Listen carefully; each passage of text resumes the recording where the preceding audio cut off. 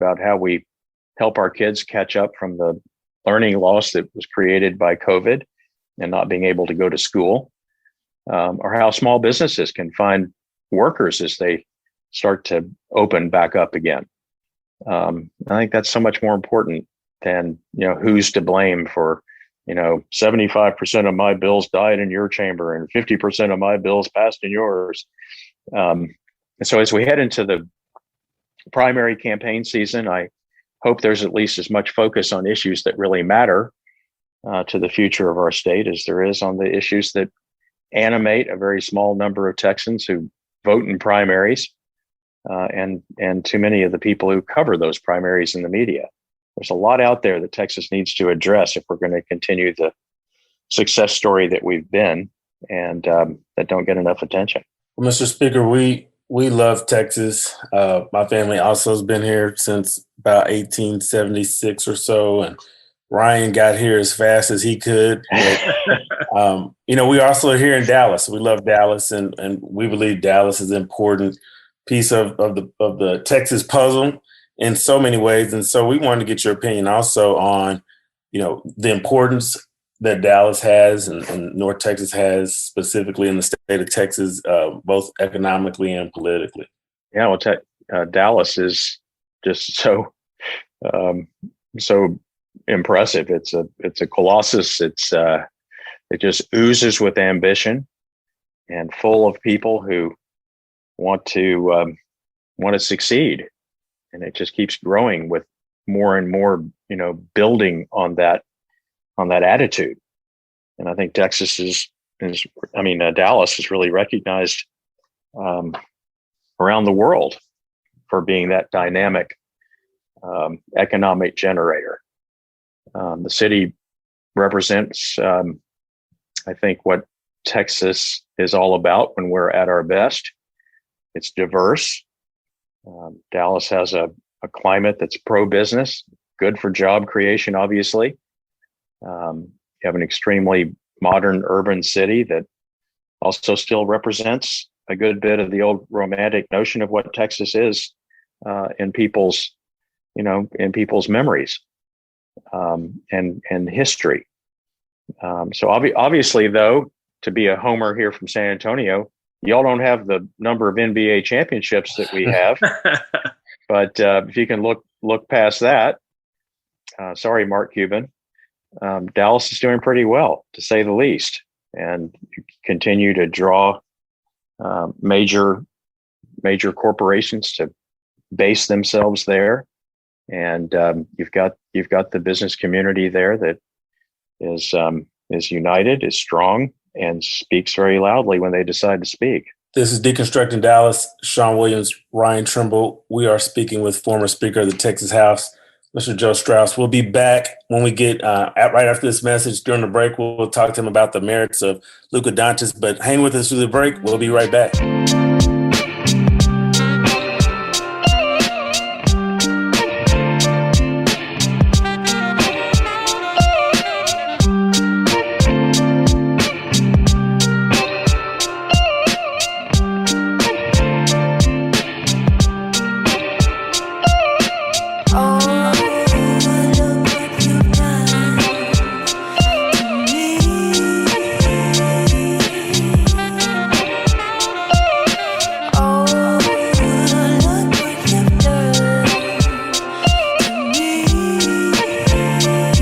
Welcome back. Deconstructing Dallas, Shawn Williams, Ryan Trimble. We are honored to have former Speaker of the Texas House, Joe Straus, with us on today. Speaker Straus, we wanted to talk about last summer, following the murder of George Floyd. Here on Deconstructing Dallas, we did a podcast series titled Where Do We Go From Here? Kind of looking at what it meant to the country. But we know that in those days, you and your wife decided to join a Black Lives Matter march in the Terrell Hills community in San Antonio. So I wanted to ask you, what made you all decide to be part of the march, and what are your thoughts and memories from that time? Yeah, that was it was pretty remarkable for there to be a march on any subject or cause in Terrell Hills, Texas. It's an incorporated city of, I guess about 5,000 people, and very quiet community. People, wave to their neighbors and are friendly, but it's not a very, public facing community at all. But we were asked to join in with several hundred of our neighbors who gathered in an area right outside our front door, actually, and we're pleased to march through the main thoroughfare of our little village. But I thought it was important to show that we were concerned, like a lot of people were concerned, about the George Floyd tragedy and the number of incidents involving unarmed Black men and women getting shot. And I know the case of Father Shawn up there in Dallas is another one, although I know the details of that were probably a lot different. But to me, it's not a controversial statement to say that Black lives matter. And when people try to belittle that by saying, well, all lives matter, I say, sure, but there's an important reason why we are talking about Black lives and why it's important to distinguish that we are talking about Black lives. People in my neighborhood wanted to show, I think, a sense of unity and healing with that event. And so I was happy to join in. And we were led that day by faith leaders, by community leaders. And it was really quite something to see hundreds of people joining in, as I said, in Terrell Hills of all places, which is not a very out there, very expressive community normally. So I was very, very pleased to see that happen. Yeah, Mr. Speaker, to follow up on that, where would you say we have come as a nation since the events of last summer, and what are some of the steps that you and others can and should continue to take to move us forward together to be a stronger nation? Well, I think there's certainly greater awareness now, I think, of why a phrase like Black Lives Matter is important. I think we're all thinking a lot more about these issues than we were before that tragedy galvanized our country. The fact that there is more awareness of how Black people feel about their interactions with law enforcement is important. The conviction in the George Floyd murder was important, both to bring justice in that particular case, but also to show that there's accountability. And what I would like for us to get away from is the politicization of these kind of issues. In other words, it shouldn't be that you either believe that Black lives matter or you support the police. These things are not mutually exclusive. And I think that most of us appreciate and admire the sacrifice that law enforcement makes every time they put on the uniform and protect us. And so, I think we support them. But we also don't want innocent, unarmed people getting shot. And we recognize that there are problems here. Unfortunately, our political system and our media culture are not great at handling that type of nuance. And so it too often becomes a one or the other issue. And it's not just on this, it's on too many issues. But I think our country's learned a lot. I hope that we've advanced in our thinking over the last year or so. And going forward, I think there should be, and I hope there will be more sensitivity to this kind of thing. Well, Mr. Speaker, one more subject I wanted to ask you about that kind of follows on the heels of that. You've always been a great advocate for democracy, and I know that democracy is one of the focuses of Texas Forever Forward. I like this quote from your site. Greater participation in our democracy will strengthen our discourse and lead to better policy outcomes. So my question to you is, do you see our democracy getting stronger? And how can we help protect and strengthen our democracy? Well, I can't say that I can point to a lot of evidence that it's getting stronger at the moment. Although I do think that the this last election we went through is an argument that people will get involved. At least they will vote when they're motivated to do so. So I think that's a positive thing, regardless of how whether you were pleased or not at the way it turned out. At the presidential level, down ballot, Republicans have a lot to be pleased about. But I think democracy is inherently strong.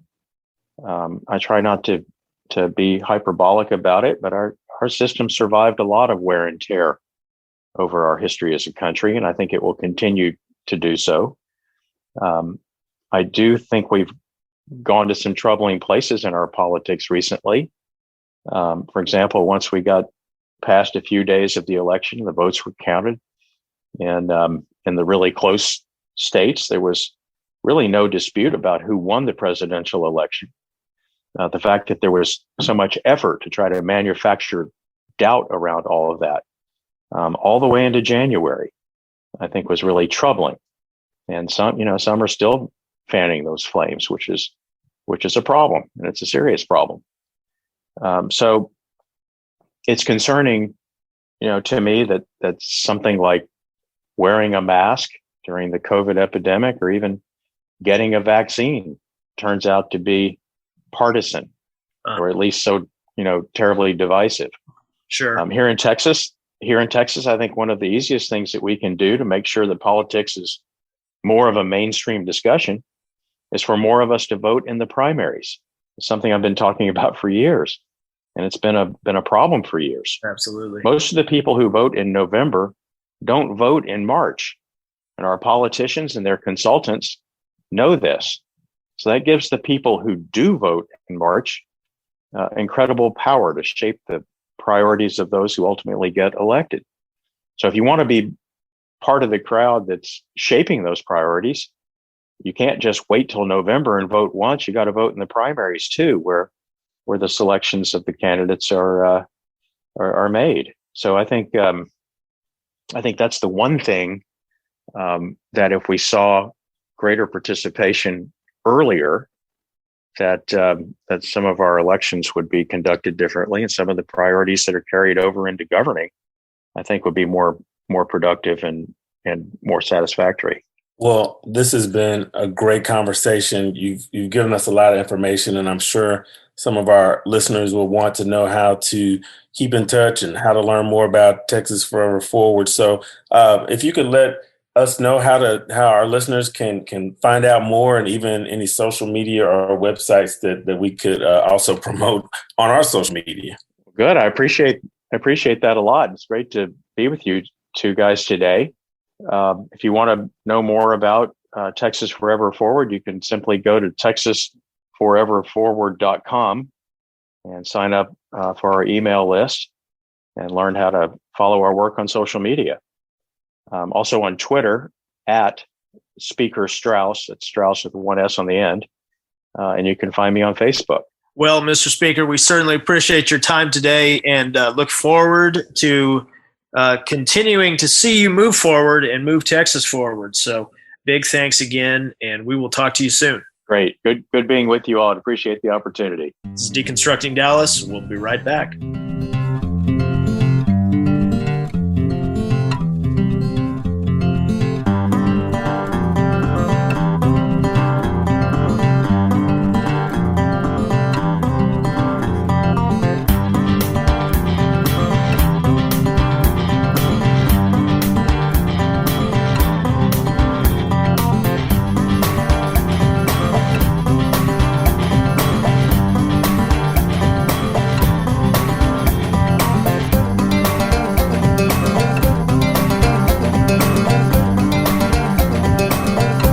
Welcome back, Deconstructing Dallas. Shawn Williams, Ryan Trimble. Shawn, that was great. Always a pleasure to talk to Speaker Straus. He's a good man, and certainly appreciate him coming on the show. We've had some elected officials on the show before, and to have a former Speaker of the Texas House I think is a great deal for our show, but a great deal for you, because I know it's somebody that you worked with in the past and somebody you had a lot of respect for. And so to be able to help us get Speaker Straus on the show is great. So thank you, Ryan. And then also for sure, thanks to Speaker Straus for joining us. Yeah, we certainly appreciate it. So